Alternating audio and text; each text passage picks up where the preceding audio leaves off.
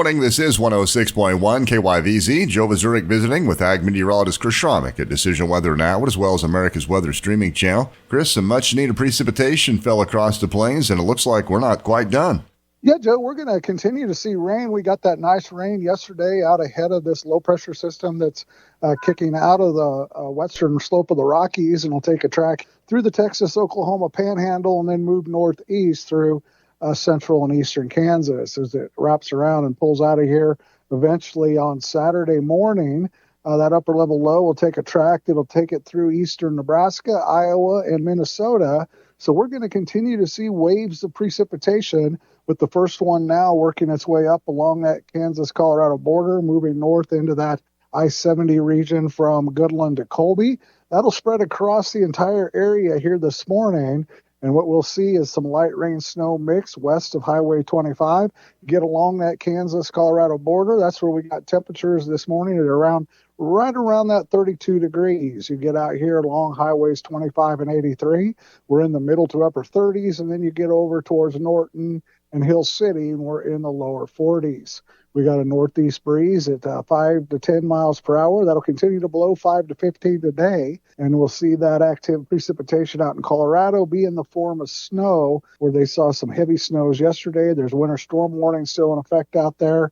We had road closures, and we expect more of that today, as they could pick up anywhere from 1 to 4 inches along that Highway 27 to US 385 corridor, and then you maybe even some heavier 10-inch amounts as you go south of I-70 in the Lyman, Cheyenne Wells, and southeastern Colorado areas here today. And then that other low pressure will kick out again tomorrow through that Oklahoma-Texas panhandle. That'll pull more moisture northward. We're expecting heavier rain and snow through the day tomorrow, where we could see snow totals out there in Colorado go anywhere from 20 to 30 inches of snow. So potentially 2 foot of snow out there in Colorado in this entire system. We got the winds will pick up from the north at 20 to 30 miles per hour.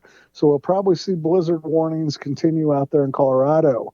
What's going to happen is the temperatures will stay pretty much steady across the region through Saturday morning. So that means we'll see those lows flirting with 32 to the west out there along that Kansas-Colorado border, stay above freezing out here in Kansas. So this will mostly be rain in the Highway 25 and 83 corridors, and we'll pick up some nice precipitation. If that heavier amounts tomorrow, we're talking final totals before it ends by noon on Saturday going 1 inch. Totals up there in Nebraska, Atwood, totals will be going inch and a half, all the way to 2.5 inches as you work your way closer to that Colorado border. So this is definitely moisture we're needing, great precipitation.